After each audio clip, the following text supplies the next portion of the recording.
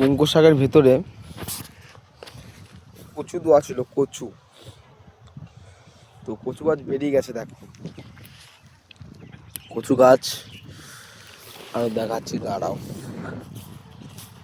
কিছু জায়গায় বেরিয়েছে কচু গাছ। এই দেখো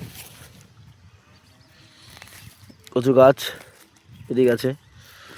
তার জন্য পুঙ্কু শাকের সব ঘাস মারা দিয়ে দিচ্ছি। ওয়েট, 3 লাইন দিইনি, বাদ বাকি সব দিয়ে দিচ্ছি। ওয়েট, দেখো এই কটা লাইন দিইনি, এই কটা লাইন আজকে দেবো, স্প্রে করবো এই কটা লাইনে। এখনই স্প্রে করবো আমি। গোটা জমিটা স্প্রে করে দিয়েছি ঘাস মারা।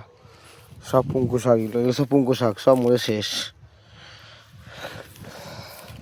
সব পুঙ্কু শাক মরে শেষ। এদিকে সবুজ, এদিকে হলুদ,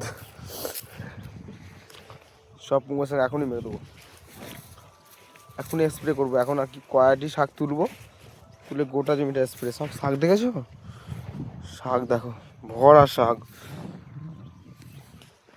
সব স্প্রে করে মেরে দেবো। কচু বেরিয়ে গেছে, মানে কচুর জন্যই স্প্রেটা আমাকে করতে হবে। কচুটাকে আমি বাঁচাতে পারবো না ভালো করে। চলো, টাটা সবাইকে।